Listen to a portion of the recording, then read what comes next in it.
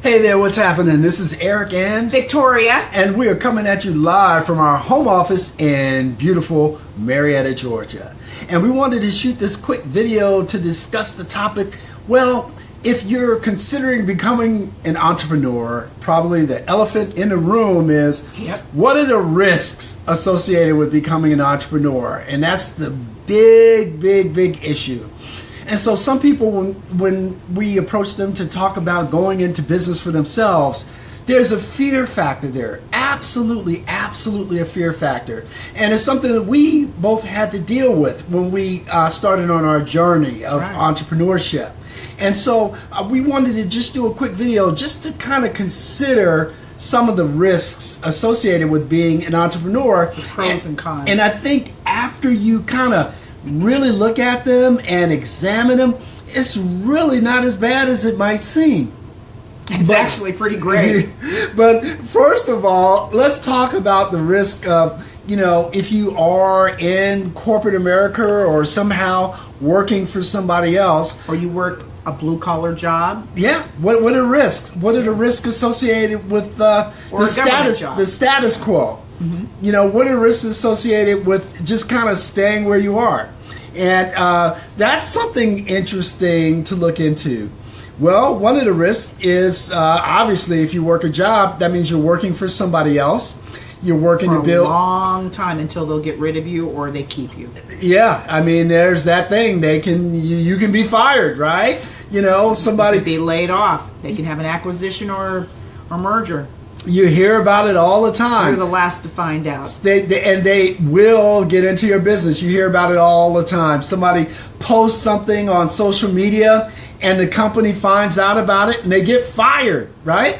Or you may not even be hired because of something you post. People will get into your private business. That's right. And then there's, of course, all of the office politics. Oh my gosh. Your wife hates that. I don't get into that. I can't stand it. It has nothing to do and does not put one extra dollar in your bank account. It can just absolutely drive Fruitless. You crazy. It means nothing. It's not profitable. You get nothing from it. It's not profit. Speaking of profit, dear, when you're working a job, one of the things you can be sure of that when you get that paycheck is pretty much going to be the same, whether you're paid monthly or every couple of weeks or every week. Yeah. It's going to be pretty much the same. Yeah. And that sameness is a risk because you know what? You can look back 5 years and what have I accomplished? It's like you're putting your whole life into a little box. Working to pay bills. That gets old after a while. You're letting someone else set your limitations. And that can be kind of scary. Mm-hmm. Absolutely. And of course, there's the risk that if you're working for someone else, do you think they'll always be fair to you, right? Do you think they'll always be considerate of your time? Because there's always somebody that's trying to kiss up to the boss. I mean, do you think always? Do you think that they're really going to let you spend the amount of time that you should with your family, your spouse, or your children, or how about time you'd like to spend with yourself? And then also think about the time you spend at the office. Let's say, for example, you're working a 9 to 5, right? You're taking some of the best hours of the day and you're giving them to a job. Oh my gosh. So that, by the time you're ready to retire, you look back and say, boy, I didn't really take the risk of owning my own business, but oh my gosh, my whole life has been spent pretty much in a cubicle, working for somebody else. Working for somebody else's dream. Absolutely. Now let's talk about another option. You know what? You can go out there and start a brick and mortar business. We've done that. And with health food business, healthcare. It is extremely risky because number one, you have got to invest capital. We did it for 5 years. And it's usually a lot of money. You got to put a lot of upfront money in order to start that business. A lot of blood, sweat, and tears. It's almost like you bought yourself a job. Yeah. It's not really like having a bit. It's like being a technician. Yeah. Because once you look at it, you say, okay, I'm in business. Okay, here we are. Here we go. It's huge. And sometimes you can be your own worst boss. we have that brick and mortar business, and I found myself spending all of my time at my own shop, right? Or on the road getting inventory. Or on the road getting inventory. And that can be kind of crazy as well. Mm-hmm. But when you've invested all of that money becomes like a boss to you. And that's pressure, that's stress, that's high stress. Done that. And then you got to deal with employees. Oh, boy. We had one that was just precious. We still love her. Yes, absolutely, absolutely. But when you're owning a business, sometimes you don't know who you're hiring. And so when especially if you have a lot of employees to deal with, oh my gosh, because your pressure is that you have to be able to pay their salaries. That's where the pressure comes in. And if the money is kind of shaky at the end of the month, you make sure you pay them first. You got to pay them first. So that may not leave anything for you. Yes. So it can be very, very risky. And it's amazing because now when I go into any kind of business, I don't care if it's a big corporation, a mom and pop, when I go in that business, in the back of my mind, because I have been a traditional business owner, it's a totally different, for those who've never you really don't know. But when you have been a traditional business owner, I have a little bit of empathy because I know they don't have any time with their families on holidays. They probably work the hardest during holiday season. They really don't have a life of their own. And therefore, when you walk into that business, you don't know where they are with their inventory. You don't even know if they're out of inventory. You don't know where their capital is.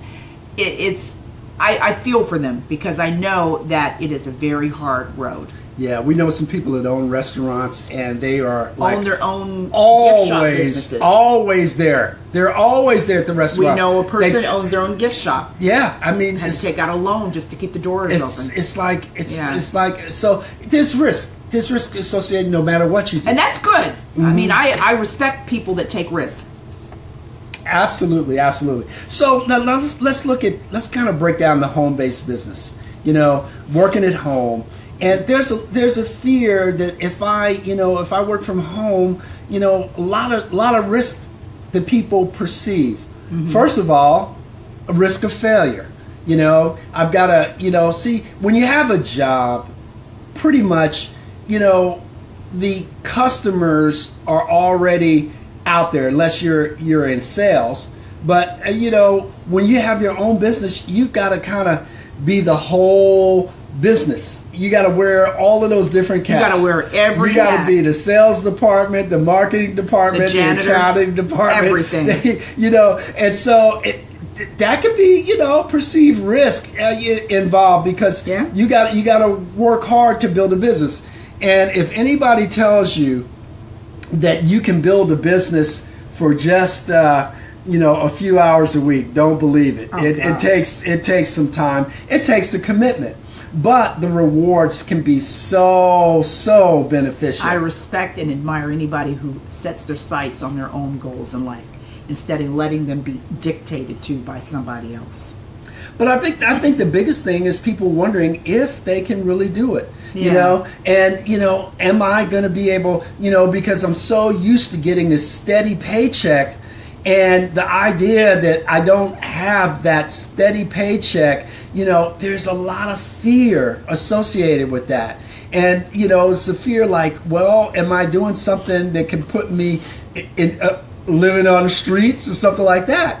And so my recommendation is there's not a need to just quit your job and become a home-based business owner. I would highly suggest transitioning slowly.